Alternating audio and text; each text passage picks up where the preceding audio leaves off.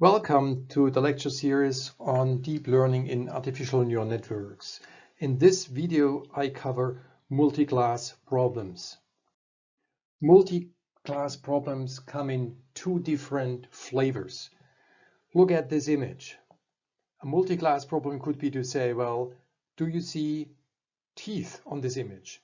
Do you see ears on this image? Do you see eye on this image?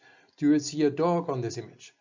Then it's a question of multiple attributes contributing to multiple classes. Now look at the second situation. The question here is the image that I apply a car or a dog? But then it cannot be both. It's either a car or a dog. So it's mutually exclusive classes. And the two cases must be treated differently. For multiple attributes, everything boils down to several single-class decision problems. This image here can have teeth, yes. It can have dogs, yeah, can show a dog, yes. It can show ears, yes. So it's absolutely possible to make several independent decisions.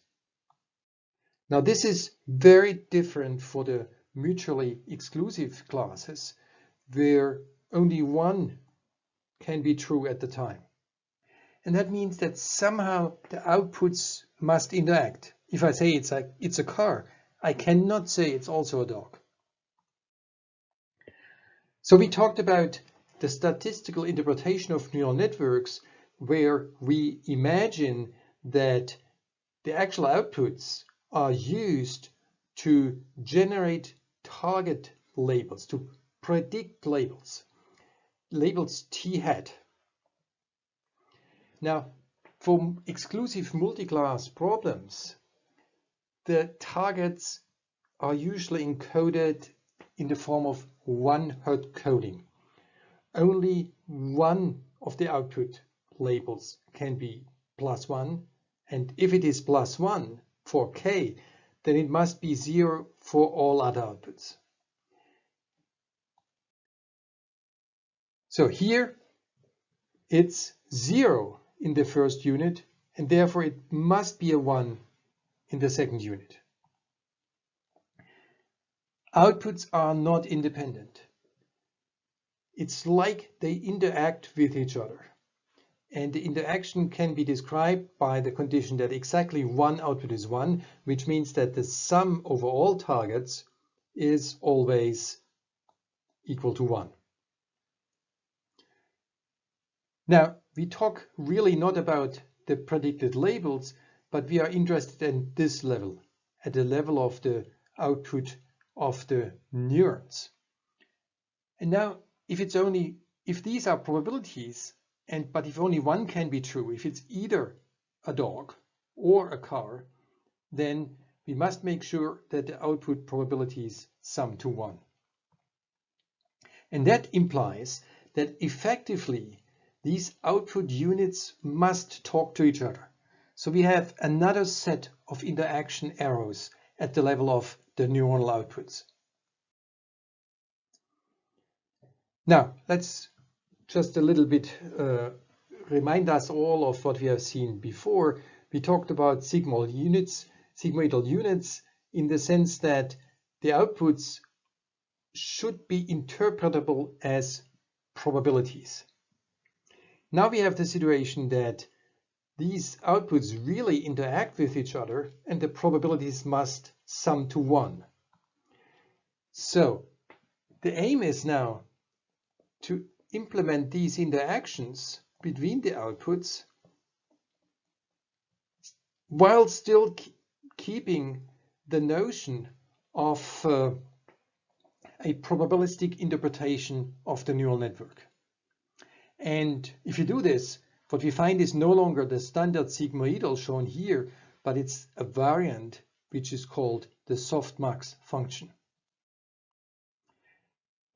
So each output k here, should be interpretable as the probability that we have class K for the input pattern X. And this means this should also be the probability that this output K generates the label 1. And then we want that the sum of these outputs always is equal to 1. Now we've already seen earlier that for positive functions, and these probabilities must be positive functions, it's convenient to implement this constraint that it must be larger or equal to 0 just by writing it as an exponential. And that's what we do. And then we can implement the normalization condition in this form here.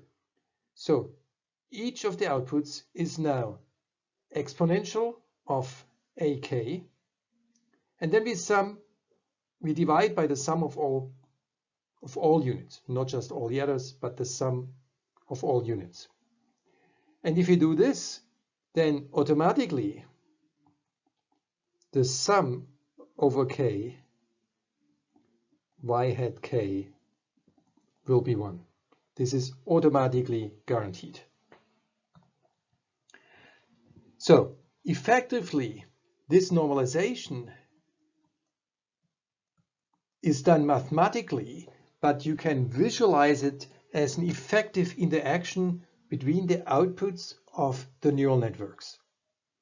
So this is called the softmax function or the softmax output, and it's this effective interaction that guarantees the normalization. So when I said earlier, for classification problems, we should use the sigmoidal unit. That was for single class classification problem. If you have the exclusive multi-class classification problem, where only one of the targets is 1, if we have one hot coding, then the softmax function is the natural choice for the outputs. Now let's look at this labels here. I said already it's one hot coding. Only one of these can be on, and if the predicted label is 1 for unit K, then automatically it must be 0 for all other units J not equal K. And that means that the output labels are not independent. One hot coding is a condition on the labels in the database. In the statistical interpretation, this must also be true for the predicted labels.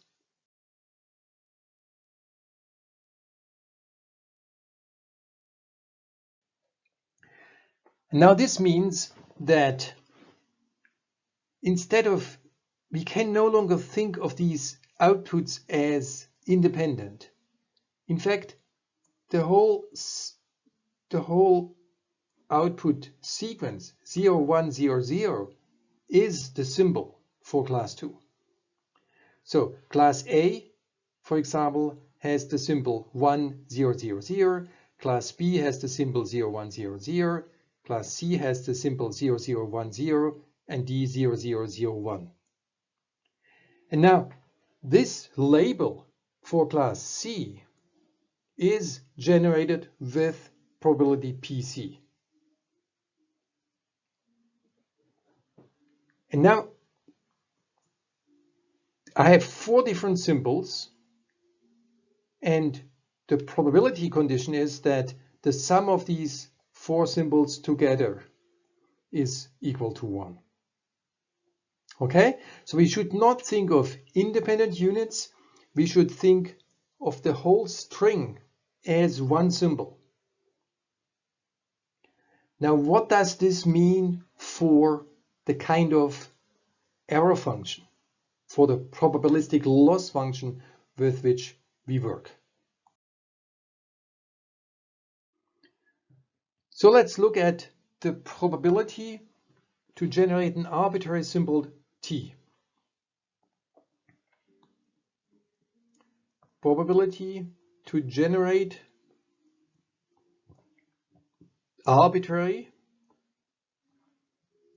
symbol big vector T.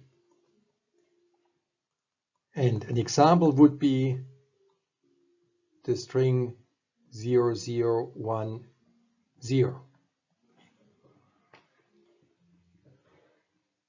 Now I claim that I can write this probability like this. The probability to generate this specific symbol, for example symbol C, is PA. Here's PA. That's to the power of T1. What is T1? T1 is the first component of this arbitrary symbol string times PB T2 times PC T3 times PD T4. Now let's check. I said we use this example here. So for this example, I would have PA to the power of 0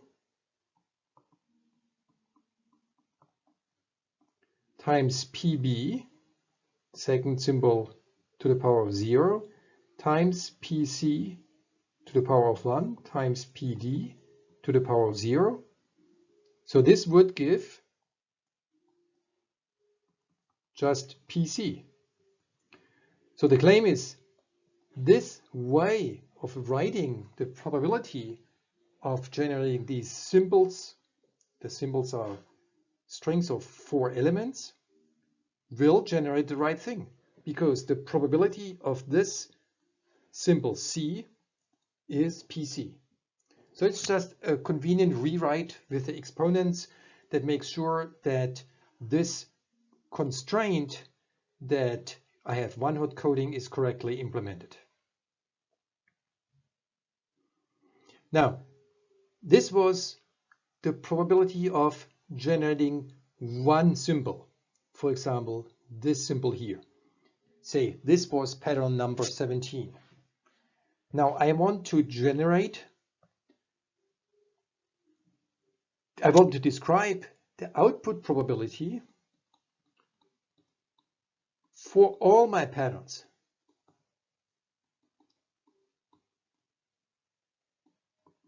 All patterns. I label the pattern with an index mu. Usually I use a number p of patterns, but p is a symbol that appears so often that I now call it m. So we have m patterns in total. Now, the total probability would be what? Well, we just take this pt, but pt, this guy here, can be written as product pi, simple I, to the power of ti. And this product runs over all outputs.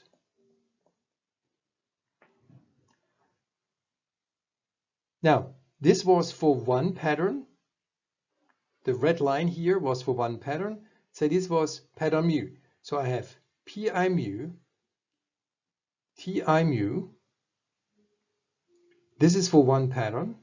And now the total probability of generating pattern 1 and pattern 2 and pattern 3 and pattern 4, the patterns are independent according to our assumption. So I take the product over all m patterns. So this is the total probability that my network would generate each of the patterns. That the output probabilities, the output of the network represent these patterns. Now this is our starting point. And now we know how to transform this to continue. Instead of looking at the probability, we will look at the logarithm of this total probability. And in fact, we will look at the negative logarithm. And then this will be our loss function or error function.